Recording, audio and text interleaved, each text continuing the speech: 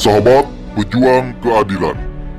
Baiklah, pada kali ini kita akan menyuguhkan suatu perkara yang sangat jarang diungkapkan ke publik, khususnya pada kita ini, khalayak umum masyarakat sosial media. Apa itu? Ialah sejarah Yahudi Yaman. Para leluhurnya keturunan Ba'alwi. Maka dari itu, marilah sahabat kita tonton dulu intronya. Kami adalah majikan kalian. Kami adalah pemilik bangsa. Kami adalah pemilik kedaulatan Indonesia, saudara. Karena di dalam tubuh kami mengalir darah suci kakek kami, Rasulullah. Diam, saudara.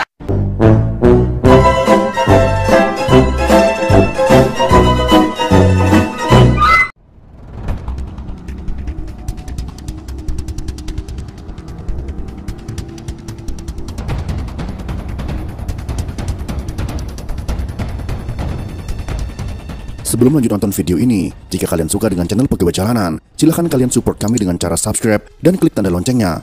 Silahkan gunakan headset Anda untuk mendapatkan kualitas suara yang jernih. Selamat menonton.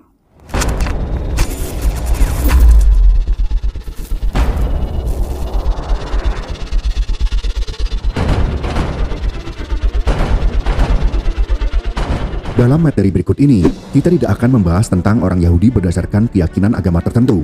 Akan tetapi kita akan membahas tentang Yahudi berdasarkan fakta sejarah.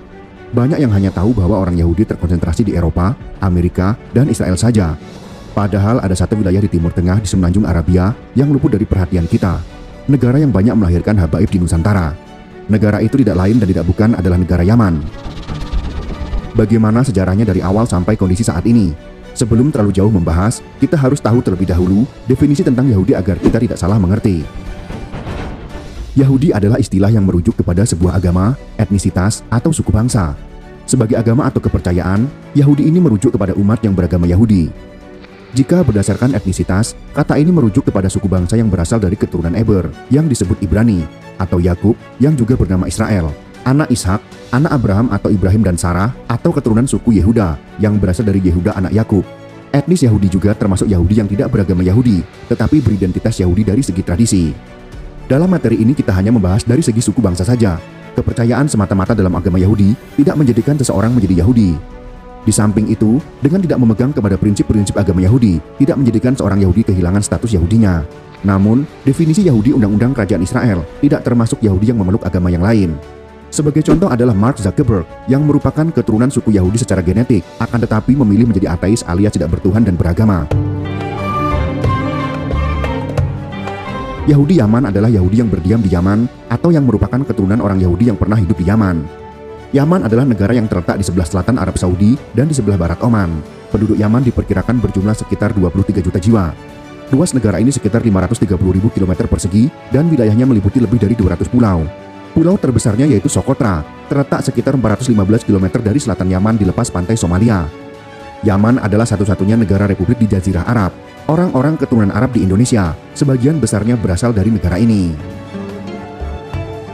Menurut data yang dipublis oleh jewishvirtuallibrary.org, pada tahun 2021, jumlah orang Yahudi di negara tersebut adalah sebanyak 7 orang.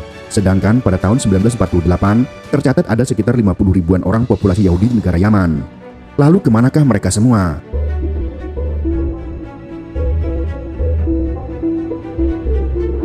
Orang-orang Yahudi Yaman ternyata bermigrasi ke Israel sekitar tahun 1949 sampai dengan tahun 1950-an secara besar-besaran dan dalam tahun-tahun berikutnya berjumlah kecil. Mereka menuju negara yang baru saja berdiri, yaitu negara Israel yang didirikan dengan tujuan melindungi orang-orang Yahudi yang tertindas di berbagai negara, termasuk Yahudi Yaman meninggalkan tanah airnya akibat kekerasan yang terjadi.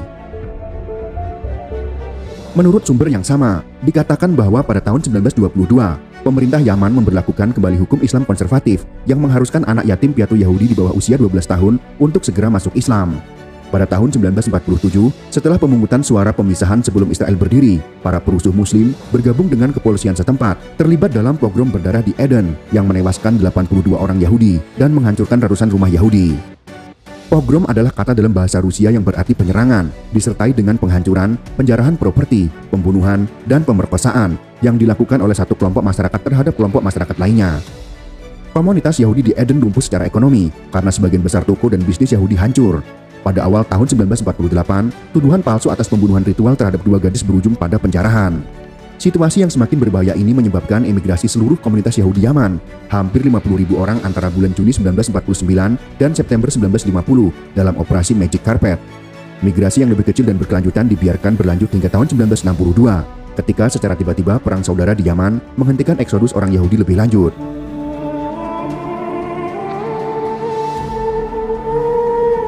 Hingga tahun 1976, ketika seorang diplomat Amerika menemukan komunitas kecil Yahudi di wilayah terpencil di Yaman Utara. Padahal diyakini komunitas Yahudi Yaman telah punah.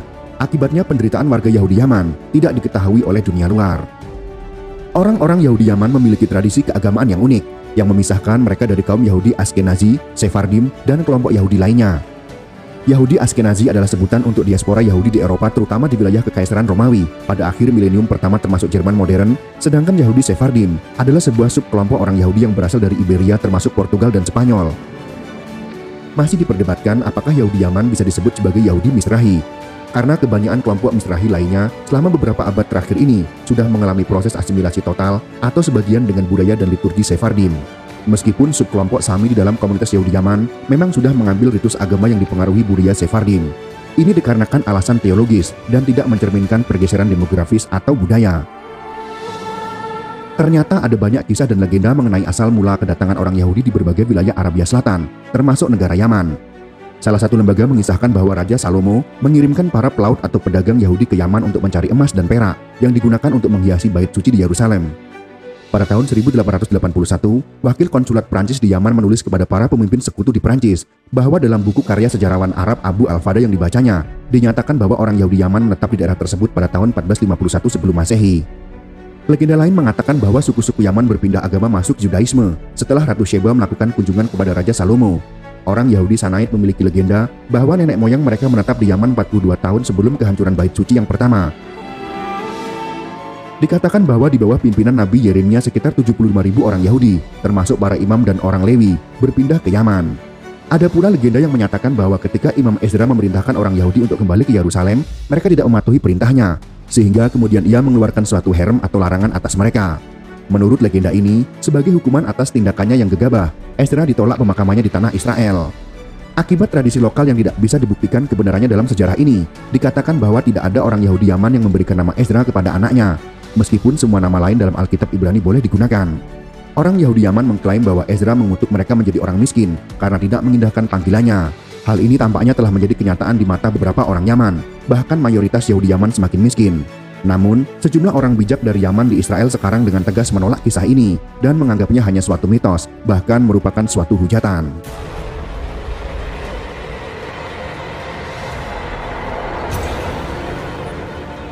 Orang Yahudi Yaman dan orang Yahudi Kurdi yang berbahasa Aram adalah komunitas-komunitas yang masih mempertahankan tradisi pembacaan Taurat di sinagoge dalam bahasa Ibrani dan terjemahan Targum dalam bahasa Aram. Sejumlah sinagoge non-Yaman mempunyai seorang tertentu yang disebut Baal Koreh yang membaca dari gulungan kitab Taurat ketika jemaah mengeluarkan gulungan Taurat untuk membaca suatu aliyah. Dalam tradisi Yaman, setiap orang dipanggil untuk membaca aliyah dari gulungan kitab Taurat itu sendiri. Anak-anak di bawah usia bar mitzvah sering diberi kesempatan membaca aliyah ke-6. Setiap ayat Taurat yang dibaca dalam bahasa Ibrani diikuti dengan terjemahan bahasa Aram. Biasanya digidungkan oleh seorang anak kecil. Baik aliyah ke-6 dan Targum mempunyai melodi yang disederhanakan, berbeda dari melodi umum untuk Taurat yang digunakan pada aliyot lain. Sebagai golongan Ahlul Kitab, yaitu umat kitab suci yang dilindungi, orang Yahudi Yaman hanya diberi jaminan kebebasan beragama ditukar dengan kewajiban membayar jizyah, yaitu pembayaran pajak yang dikenakan pada penganut monoteis non-muslim tertentu, atau yang dikenal dengan Ahlul Kitab.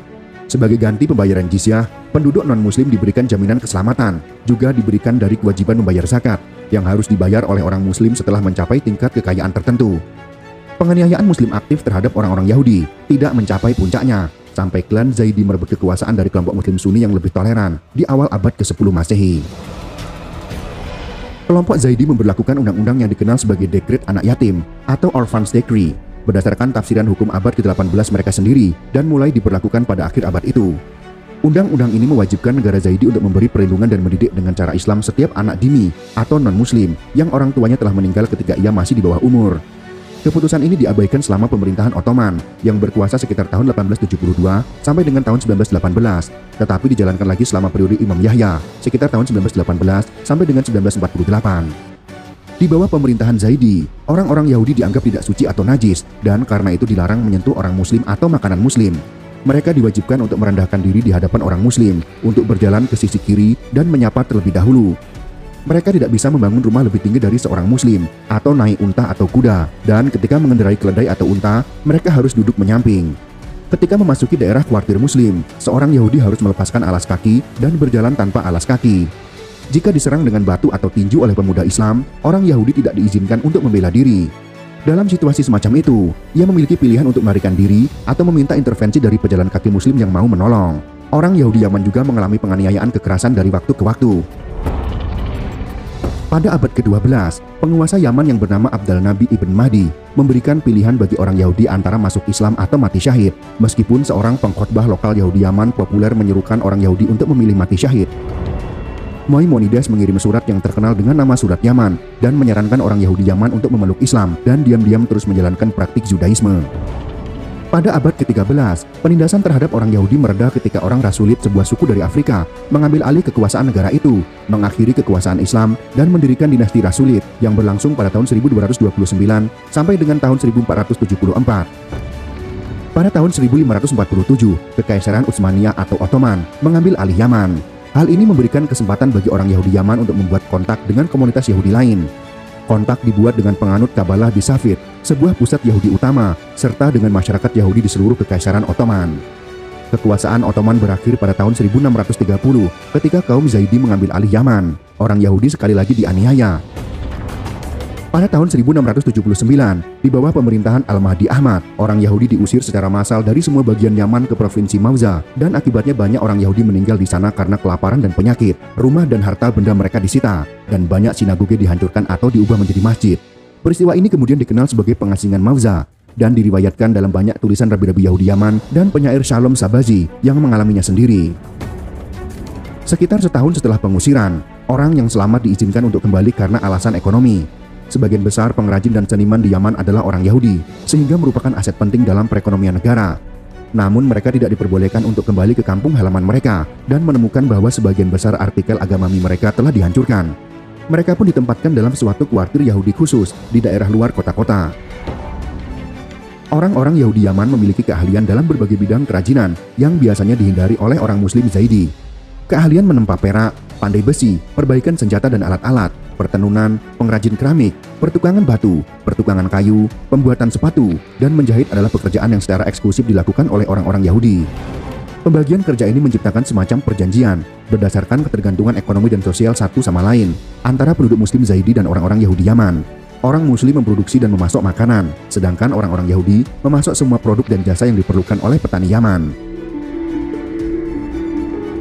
Selama abad ke-18, orang Yahudi Yaman memperoleh jeda singkat dari status mereka sebagai warga negara kelas 2 ketika Imamik berkuasa. Yaman mengalami kebangkitan kehidupan Yahudi, sinagoge-sinagoge dibangun kembali, dan sejumlah orang Yahudi menduduki jabatan tinggi. Salah satunya adalah Rabbi Shalom ben Aharon yang bertanggung jawab untuk pencetakan uang untuk kas kerajaan. Ketika kaum Imamik kehilangan kekuasaan pada abad ke-19, orang-orang Yahudi kembali mengalami penganiayaan. Pada tahun 1872, Kekaisaran Ottoman mengambil alih kekuasaan lagi dan berkuasa hingga kemerdekaan Yemeni pada tahun 1918. Kehidupan Yahudi kembali membaik selama pemerintahan Ottoman. Kebebasan beragama Yahudi lebih dihormati dan orang Yahudi Yaman diizinkan untuk membuat lebih banyak kontak dengan komunitas Yahudi lainnya. Sekarang pada zaman modern, mayoritas orang Yahudi Yaman hidup di Israel. Sejumlah orang Yahudi Yaman tidak ikut pergi pada waktu dilakukan operasi Magic Carpet karena banyak yang tidak ingin meninggalkan keluarga mereka yang sakit atau sudah tua. Gelombang emigrasi berikutnya terjadi pada tahun 1959 dengan sekitar 3.000 orang Yahudi Yaman pindah ke Israel dan banyak juga yang pindah ke Amerika Serikat dan Britania Raya. Orang Yahudi yang tertinggal dilarang berimigrasi dan dilarang menghubungi kerabat mereka di luar negeri. Mereka diisolasi dan disebar di seluruh daerah pegunungan Yaman Utara dan menderita kekurangan makanan, pakaian, maupun obat-obatan, serta tidak memiliki peralatan agamawi. Akibatnya sejumlah orang Yahudi masuk ke dalam agama Islam. Keberadaan mereka tidak diketahui sampai tahun 1976, ketika seorang diplomat Amerika tidak sengaja menjumpai sebuah komunitas kecil Yahudi di wilayah terpencil di Yaman Utara, seperti yang sudah disinggung di awal materi. Dalam waktu singkat setelahnya, organisasi-organisasi Yahudi diizinkan untuk melakukan perjalanan secara terbuka di Yaman, mendistribusikan buku-buku dan materi bahasa Ibrani. Begitulah sekelumit sejarah tentang kondisi orang Yahudi di Yaman. Karena sejarah penindasan yang panjang, akhirnya seluruh populasinya meninggalkan Yaman dan sebagian besar sekarang bermukim di Israel. Bahkan di kota Gedera Israel, lebih dari 50% penduduknya adalah Yahudi yang berasal dari Yaman. Semoga materi kali ini bisa bermanfaat untuk kita semua. Jika kalian suka dengan video ini, silahkan berikan jempol ke atas. Dan jika kalian menganggap video ini bermanfaat, maka bagikanlah untuk teman-teman Anda yang lain. Terima kasih sudah menonton.